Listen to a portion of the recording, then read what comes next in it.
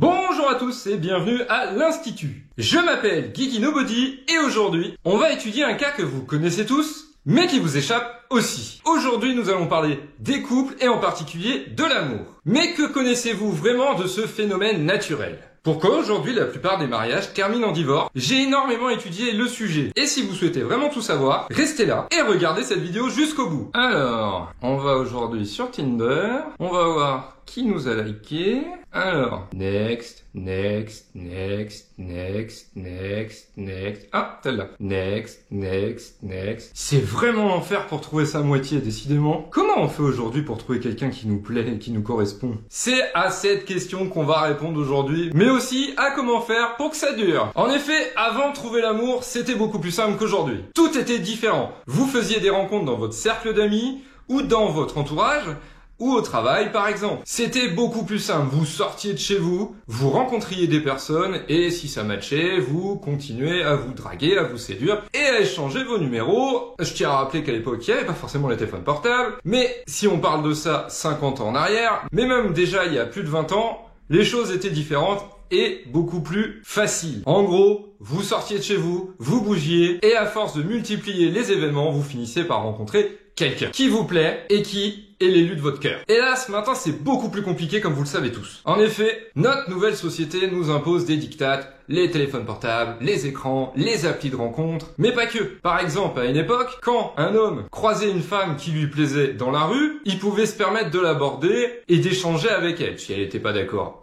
next, elle le giclait et elle continuait son chemin. Bon, exception faite des gros lourds qui insistent et qui lâchent rien. Mais maintenant, aujourd'hui, même ça c'est hyper compliqué pour la simple et bonne raison que la plupart du temps, les femmes ont l'impression de se sentir agressées. Alors bien sûr, pour un homme, c'est différent. Une femme qui vient au contact, il sent pas ça comme une agression. Au contraire, c'est même plutôt valorisant. Du coup, ici, je vais pas faire l'éloge des nombreux sites de rencontres, des applications de rencontres et que sais-je, mais c'est à cause de ces écrans, en particulier, qu'aujourd'hui, tout est plus compliqué. Comme vous le savez aujourd'hui, je vous apprends rien, ou j'espère, la plupart des gens se rencontrent grâce à des sites de rencontres, des applications, et que sais-je. Donc là, c'est la première étape. Vous rencontrez quelqu'un, l'élu de votre cœur, vous avez flashé, vous avez un crush, vous l'appelez comme vous voulez, vous êtes plus ou moins vieux ou plus ou moins jeune. Bref, la première étape, c'est de trouver quelqu'un qui nous plaît. Le plus dur, ça va être de garder cette personne. Et oui, comment on fait dans notre société moderne pour être un couple qui dure? C'est bien la question à laquelle nous allons répondre aujourd'hui. Et pour répondre à cette question, il faut comprendre plusieurs choses. Et tout particulièrement, comment fonctionne le phénomène de l'amour.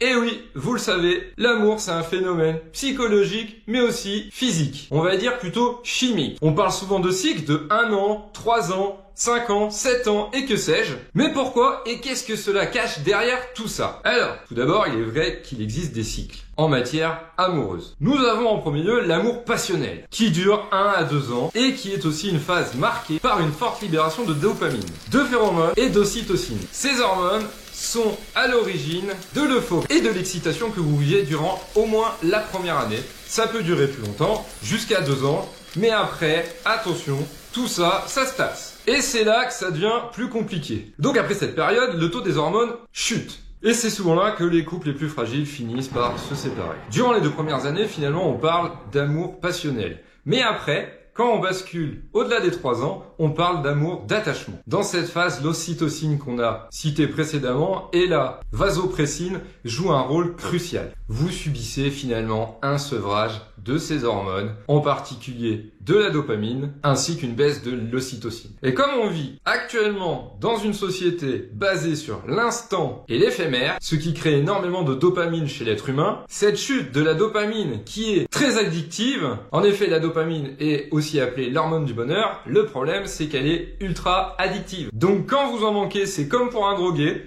vous ressentez un phénomène de manque. Alors, c'est plus ou moins agréable, il y a des gens qui le supportent plus ou moins, et souvent c'est ceux qui le supportent moins qui vont voir ailleurs, parce qu'ils ont besoin de leur dose de dopamine. Du coup, la personne se sentant moins bien, se tourne vers la solution de facilité, à savoir chercher un ou une autre partenaire. On est d'accord, beaucoup de couples arrivent très bien à surmonter tout ça. Mais beaucoup aussi, ayant des bases moins solides, finissent par se séparer tout simplement. Alors, vous allez me dire, Guillaume, oui, mais comment on fait pour passer cette étape? Je vais pas vous dire que c'est très simple, mais je vais vous donner les clés pour y arriver. Du coup, pour réussir à surmonter cette épreuve, si on le peut, puisqu'il y a malheureusement des couples qui ne sont pas faits pour être ensemble. Il faut passer les dictates de notre société actuelle. En effet, aujourd'hui, les couples font face à un énorme manque de communication. On a les réseaux sociaux, on a les mails, on a tout ce qu'on veut et finalement, ça n'empêche qu'on sait de moins en moins communiquer ensemble correctement. Bien souvent, vous recherchez la relation parfaite, mais là, je suis désolé de vous l'apprendre ou tout simplement de vous le rappeler, rien n'est parfait sur cette terre. Donc si vous vous laissez influencer par les sirènes des réseaux sociaux et des applis de rencontre, vous irez malheureusement droit dans le mur. La manière de s'aimer n'a finalement pas changé entre il y a 50 ans et aujourd'hui. C'est juste que finalement, on en oublie les bases solides d'un couple. Pour que cela fonctionne et dure, il faut réunir plusieurs choses. Déjà, il faut s'écouter. Ce qui devient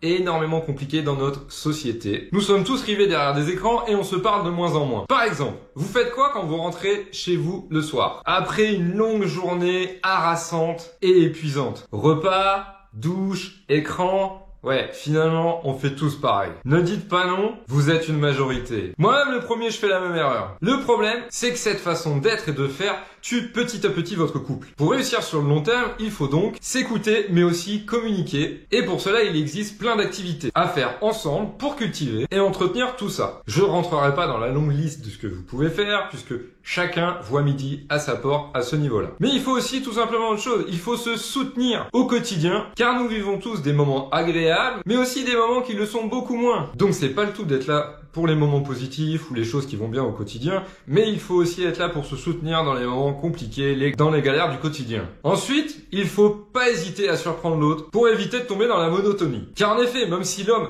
a horreur du changement, avec le temps, il se lasse et s'ennuie, et on revient à notre système de dopamine finalement. Il faut continuellement stimuler l'autre par des petites attentions et des surprises, tout simplement. Finalement, il est important de s'intéresser à l'autre, de le soutenir, de dire les choses, que ce soit en bien ou en mal, pour apprendre tout simplement et s'améliorer, sans pour autant rentrer dans des critiques et des reproches incessants. Prenez du temps pour vous, soyez flexible et plus tolérant. Aujourd'hui, les gens le sont de moins en moins, hélas. Créez des petits rituels, tout simplement, pour vous retrouver par exemple. Ça, finalement, c'est une bonne idée, car nous savons tous que nous avons des tas de choses à faire au quotidien, mais finalement, si vous ne vous posez pas et que vous ne vous fixez pas des moments pour vous et votre moitié, vous finissez par vous éloigner et souvent créer des ruptures. Et surtout, ne faites pas l'erreur que font beaucoup, à savoir se comparer avec les autres couples. En effet, tous les couples sont différents. Personne ne se ressemble et chacun a sa manière de fonctionner. Donc finalement, il est inutile de se comparer. Dans tout ça, le message que j'essaye de vous faire passer est que si vous voulez que votre couple dure et fonctionne sainement, il faut se détourner des écrans et se tourner vers son ou sa partenaire pour partager des moments ensemble. Se soutenir mutuellement par des compliments et des petites attentions. Dire les choses, s'écouter, ce que nous faisons finalement dans notre société de moins en moins. Voilà tout, cette vidéo touche à sa fin. J'espère qu'elle vous aura plu. N'oubliez pas de liker, partager et vous abonner à la chaîne pour ne rien manquer de son contenu. Sur ce, bye!